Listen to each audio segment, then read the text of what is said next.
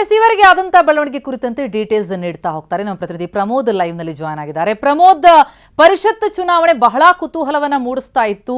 ಅದರಲ್ಲಿ 8ನೇ ಅಭ್ಯರ್ಥಿ ಕಣಕ್ಕಿಳಿದು ಜೆಡಿಎಸ್ ಅಭ್ಯರ್ಥಿ ಕಣಕ್ಕಿಳಿದ್ರಿಂದ ಇದು ರೋಚಕ ಹಂತವನ್ನ ತಲುಪಿದ್ದು. ಆದ್ರೆ ಈಗ ಮತ ಹಾಕ್ತಾ ಇದ್ದಾರೆ, ಒಬ್ಬೊಬ್ಬರಾಗಿ ಬಂದು ಹಾಕ್ತಾ ಇರೋದನ್ನ ಗಮನಿಸ್ತಾ ಇದ್ದೆ. ಇವರೆಗಿನ ಬೆಳವಣಿಗೆ ನೋಡ್ತಾ ಹೋದಾಗ ಏನ್ ಅನಿಸ್ತಾ ಇದೆ? ಕಾಂಗ್ರೆಸ್ ಬಾರಿ ವಿಶ್ವಾಸದಲ್ಲಿದೆ, ತನ್ನ 5 ಕ್ಯಾಂಡಿಡೇಟ್ ಅನ್ನು ಗೆಲ್ಲಿಸಿಕೊಳ್ಳುವಂತ ವಿಶ್ವಾಸ.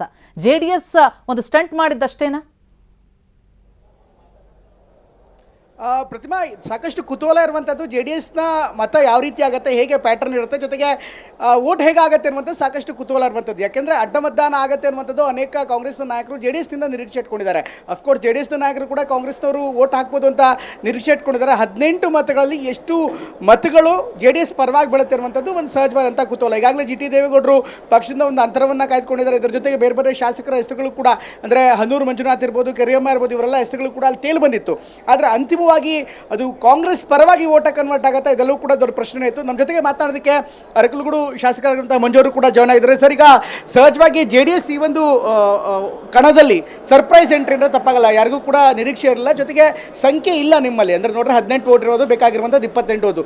ಅದರಿಂದ BJP ಅವರು ನಿಮಗೆ ಬೆಂಬಲ ಕೊಟ್ಟರು, 5-6 ವೋಟರು. ಜೊತೆಗೆ ನಿಮ್ಮಲ್ಲೂ ಕೂಡ ಸಾಕಷ್ಟು ಮತ ವಿಭಜನೆ ಆಗುವಂಥದ್ದು, ಅಡ್ಡ ಮತದಾನದ ಆತಂಕ ಇದೆ.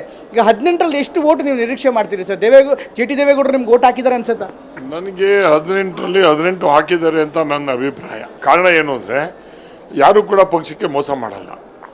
ಬೇಸಿಕಲಿ ಅವರು ವೈಯಕ್ತಿಕವಾದ ಡಿಫ್ರೆನ್ಸ್ ಆಫ್ ಒಪಿನಿಯನ್ ಏನೇ ಬಂದಿರ್ಬೋದು, ಚುನಾವಣೆ ಬಂದಾಗ ದೇ ಡೋಂಟ್ ವಾಂಟ್. ಯಾಕೆಂದರೆ ನಮ್ಮ ಪೊಲಿಟಿಕಲ್ ಫ್ಯೂಚರ್ ಅದರಲ್ಲಿ ಇನ್ವಾಲ್ವ್ ಆಗಿರ್ತದೆ. ಒಂಚೂರು ವ್ಯತ್ಯಾಸ ಆದರೆ ಅವರು ಏನೇನು ಆಗ್ತಾರೆ ಅನ್ನೋದ್ರ ಬಗ್ಗೆ ಅವರು ಯೋಚನೆ ಮಾಡಬೇಕಾಗ್ತದೆ. ಬಹುಶಃ ಅದಾಗಲ್ಲ. ನಮ್ಮದು NDA votes, BJP votes, excess of votes ಏನಿದೆ ಆ ವೋಟ್ಸ್ ನಮಗೆ ಬಂದರೆ 18 ಪ್ಲಸ್ 7 ಏನೋ ಬರಬೇಕು. ಅದಾದರೆ 18, 7, 25 ಆಗ್ತವೆ.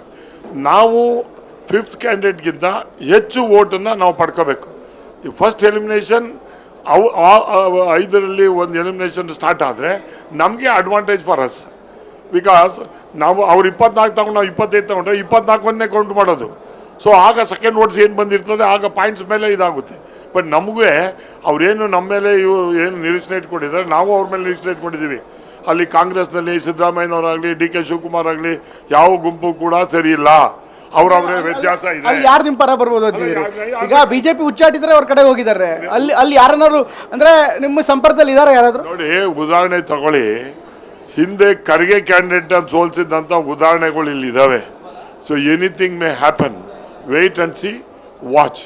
ಸರ್, ಕೊನೆಯದಾಗಿ JDSನಲ್ಲಿ ಈಗ ಹನೂರು ಮಂಜುನಾಥ್ ಇರ್ಬೋದು, ಬೇರೆ ಬೇರೆಯವ್ರ ಹೆಸರುಗಳು ಕೂಡ ಕೇಳಿ ಬಂದಿತ್ತು, ಅಂದರೆ ಸ್ವಲ್ಪ ಅಂತರ ಕಾಯ್ಕೋತಿದ್ದಾರೆ ಅಂತ.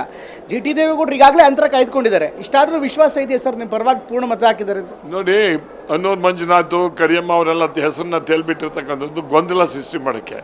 ಯಾವುದೇ ಕಾರಣದಿಂದಲೂ ಯಾರು ಕೂಡ ಗೊಂದಲ ಆಗೋದಕ್ಕೆ ಸಾಧ್ಯ ಇಲ್ಲ. ನಮಗೆ ಕಾನ್ಫಿಡೆಂಟ್ ಇದೆ ನಮ್ಮ ಪರವಾಗಿ ವೋಟ್ ಹಾಕ್ತಾರೆ ಅಂತಕ್ಕಂಥದ್ದು. ಜೊತೆಗೆ BJPಯವರು ಎಕ್ಸಸ್ ಆಫ್ ವೋಟ್ ಏನಿದೆ ಆ ವೋಟು ಕೂಡ ನಮಗೆ ಬರ್ತದೆ. ಅದಾದಮೇಲೆ ನಾವು 24ರಿಂದ 25 ರೀಚ್ ಆಗ್ತೀವಿ. ಅವ್ರು ಫಸ್ಟ್ ಔಟ್ ಯಾಕೆ ಕಡಿಮೆ ಆಗ್ತದೆ ಅಂದರೆ, ಅವ್ರು ಎಲ್ಲರೂ 30 ವೋಟ್ ಹಾಕ್ಕೊಂಡಿದ್ದಾರೆ.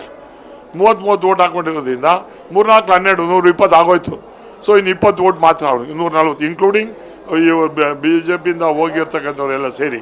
ಸೊ ಆಗ ನಾವು 24, 25 ವೋಟು ನಾವು ಫಸ್ಟ್ ತಗೊಂಡ್ರೆ ಆ elimination process for them is start first. So ಅದಾದಾಗ ಪಾಯಿಂಟ್ಸ್ ಮೇಲೆ ಏನಾಗುತ್ತೆ ಏನು ಅನ್ನೋದ್ರ ಮೇಲೆ ತೀರ್ಮಾನ ಆಗುತ್ತೆ. ಥ್ಯಾಂಕ್ ಯು, ಧನ್ಯವಾದ. ಇದಿಷ್ಟು ಪ್ರತಿಮಾ ಮಂಜುನಾಥ್ ಅವರು ಹೇಳ್ತಾ ಇರುವಂಥದ್ದು. ಅಂದರೆ ಈಗಾಗಲೇ ನಮಗೆ ನಮ್ಮ ಸಂಖ್ಯೆ ಮೇಲೆ ನಂಬಿಕೆ ಇದೆ. ಜೊತೆಗೆ ಎಲಿಮಿನೇಷನ್ ರೌಂಡ್ ಬಂದರೆ ಈಗಾಗಲೇ ಕಾಂಗ್ರೆಸ್ ಎಕ್ಸಸ್ ಮತಗಳನ್ನು, ಅಂದರೆ ಹೆಚ್ಚುವರಿ ಮತಗಳನ್ನು ಅವರ 4 ಅಭ್ಯರ್ಥಿಗಳಿಗೆ ಹಾಕ್ಕೊಂಡಿದ್ದಾರೆ. ಹೀಗಾಗಿ 5ನೇ ಅಭ್ಯರ್ಥಿ ಎಲಿಮಿನೇಷನಲ್ಲಿ ಅವರಿಗೆ ಸಂಕಷ್ಟ ಆಗ್ಬೋದು ಅನ್ನುವಂಥ ನಿರೀಕ್ಷೆಯಲ್ಲಿ ಜನತಾದಳ ಇದೆ. ಬಟ್ ಅಂತಿಮವಾಗಿ ಇವತ್ತು ಸಂಜೆ ಅಷ್ಟೊತ್ತಲ್ಲಿ ಒಂದು ಕ್ಲಾರಿಟಿ ಸಿಗುತ್ತೆ. 18ರಲ್ಲಿ ಎಷ್ಟು ವೋಟ್ ಅವ್ರ ಕಡೆಗೆ ಬಂದಿದೆ, ಜೊತೆಗೆ ಕಾಂಗ್ರೆಸ್ಸಿಂದ JDSಗೆ ಏನಾದ್ರು ವೋಟ್ ಆಗಿದೆಯಾ, ಕಾದು ನೋಡಬೇಕಾಗುತ್ತೆ. ಪ್ರತಿಮಾ, ಥ್ಯಾಂಕ್ ಯು ಪ್ರಮೋದ್.